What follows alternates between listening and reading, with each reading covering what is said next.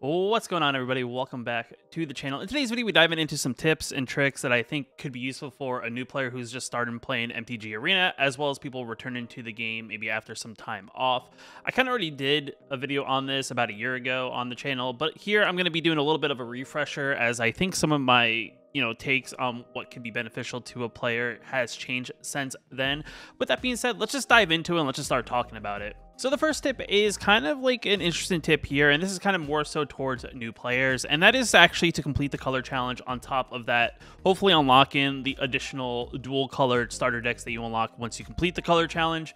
The reason why I kind of suggest this before kind of going into any of the other tips is that MTG Arena in a weird way is kind of stingy when it comes to giving out cards. So if you already own cards that are in the dual color starter decks in your collection prior to unlocking them, Arena actually won't give you an additional copy of said card. So I do think before you start cracking packs open and things like that, just try to grind out the the 4 or 5 days I think it takes to unlock the rest of the decks, and build up some currency maybe to actually unlock the decks before you start cracking packs open and kind of get in the rares and mythics in that sense. The next tip is, I think this is one that I think everyone needs to know. I know it's not always advertised unless you check your email and whatnot, is that MTG Arena does give out free pack codes with the release of every set that comes into the game.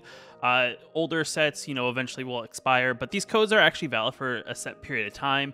You can go to pretty much Google, search in free MTG Arena pack codes. You'll get a website that will probably list you all the codes currently active in MTG Arena, not just packs. Sometimes you have codes for cosmetics, just general experience on the Mastery Pass, which in turn gives you more packs. The reason why you want to do something like this as well is that these free packs, even if it's sets from like historic and things like that, will count towards your wild card count. So opening packs in general just help you overall get more chances at wild cards, which will help you overall craft cards later down the road if you're looking to build a deck. But I do think this is definitely something useful and definitely should be something for a new player to do after they unlock the starter decks, like I said. Now, this next tip is something that the game doesn't really tell you about, but you can kind of figure out on your own if you haven't already, and that's actually re-rolling your daily quests. You can do this once per day. You can re-roll one daily quest, and the reason why you want to do something like this is that there are some daily quests, you may have seen them pop up, that give you 750 gold. This will just help you overall maximize your gold for the day.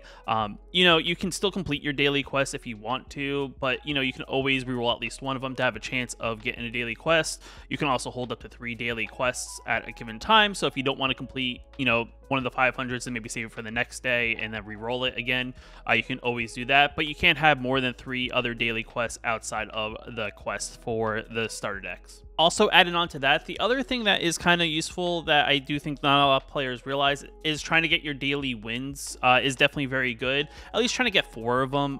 4 will hopefully maximize some of your gold profits, as that's where you get a chunk of the gold that your daily wins will get you. I think you net around 550 gold from doing this. And then I think every other quest after that is about 25 gold. And I think the cap of doing all the 15 wins for the day would be about 750 gold. So at least trying to get 4 wins per day when you do play is definitely very good, as will overall help you maximize your gold inflow on your account. Now, kind of going into the basics of if you're a newer player or maybe trying to jump back in, and I do think this is kind of one of those things, depending on where you are out with your collection and maybe trying to figure out areas where you can play your games.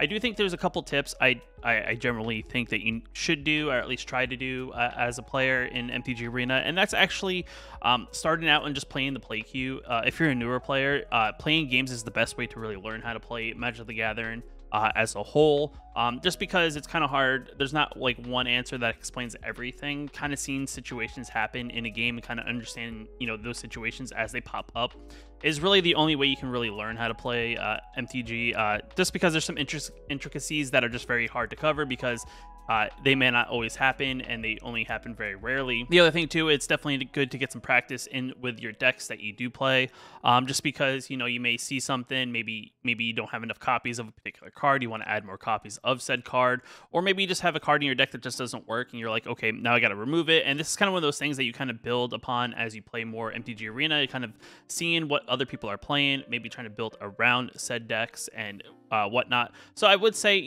just at the basis, just start it in the play queue, just kind of get your games in is definitely a very good way to kind of pick up the game and learn more than what the color challenge does actually give you. After that, if you're a newer player, maybe not have a lot of the newer cards currently in Arena, maybe you've already redeemed your packs, but you're kind of trying to still build up a collection, and you're unsure if you want to buy packs with the currency you've built up, is you can always take your currency and actually play an event that they more so recently reintroduced into Arena called Jump In.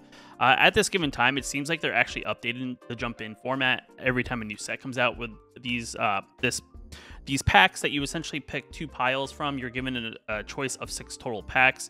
First is 3, and then the second 3, and then you kind of mash them together and you get this 40 card deck that you can just play X amount of games. And you do get an uncommon reward, which is not the best reward, but it is you are guaranteed at least 2 rares from it and just an assortment of cards that are themed towards that particular deck.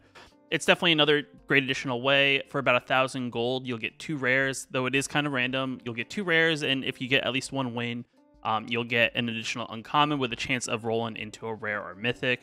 The other thing to note here, this is actually a very good area to also start, trying to get your daily wins, as this event will actually, match you against other decks that are very similar. You're not playing against, possible meta decks or very, strong decks compared to maybe your decks that aren't as good if you're still playing the starter deck. So this is definitely an easier way to get your daily wins.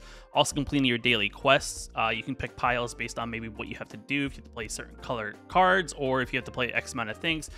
This is definitely another good area to play if you don't really feel like playing against other decks in the play queue. From there, if you're not really sure, maybe you're not really ready to jump into competitive, I still recommend that you play at least a little bit of ranked. I do think in at least a silver rank is possible. You don't lose progress when you play ranked play, and bronze is pretty easy to get through. At least getting I think like a handful of wins, maybe like 5 or 6 wins, I think will get you out with bronze and into silver. I could be wrong. I'm terrible at math because I know you get 2 XP per win in bronze, so I think you have to go through like 3 ranks. But yet again, maybe it's like closer to 10. I don't really know. But the reason why we want to do something like this is because you want to get that at the end of the month reward.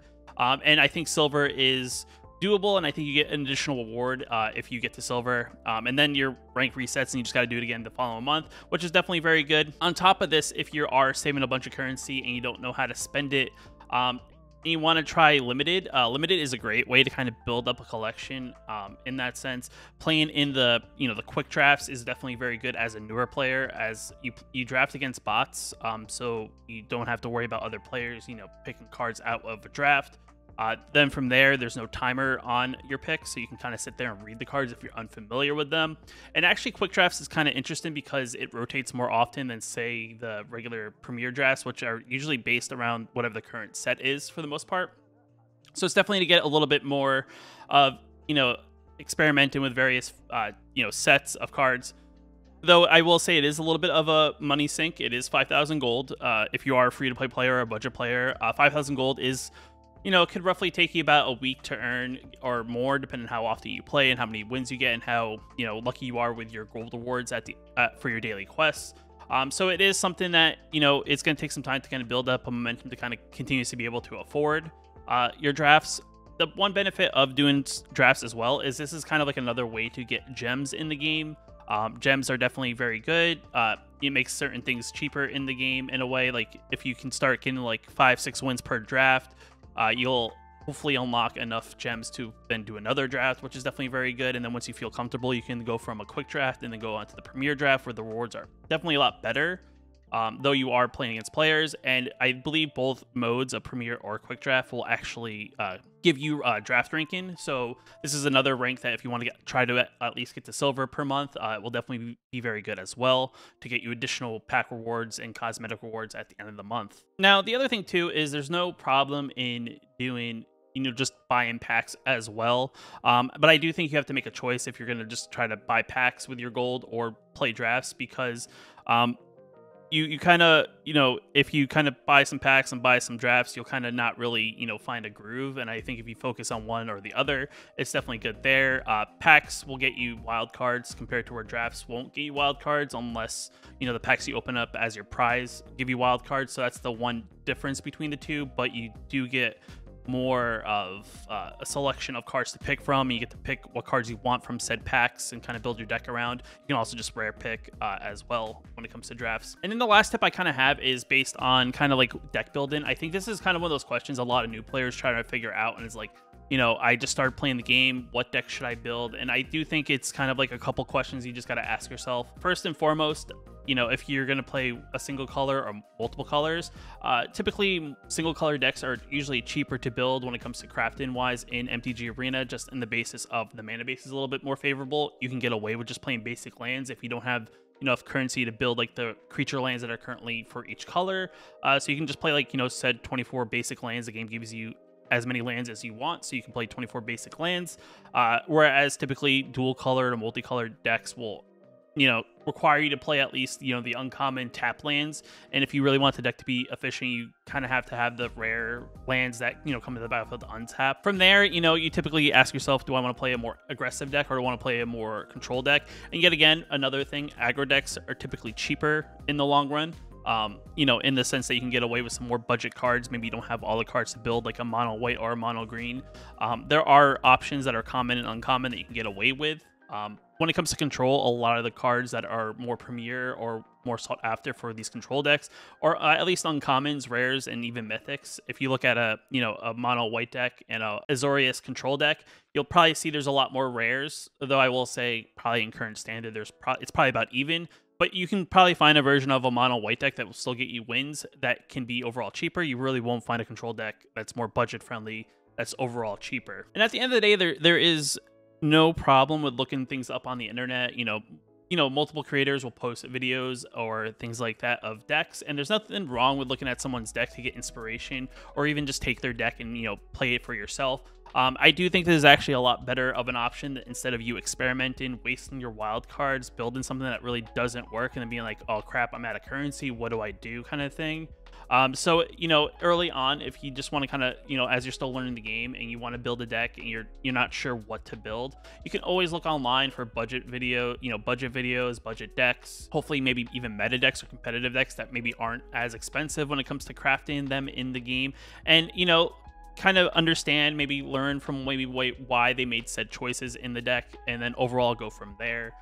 It's definitely one of those things that I do think a lot of people will tell you one way or the other. Some people are very anti-net deck, and some people are, you know, it is whatever at the end of the day. With that being said, if you like this video, hit that like button. It definitely helps out a lot. If you're new here, you want to know when I post new videos on the channel, hit that subscribe button. With that being said, I'll see you in the next video.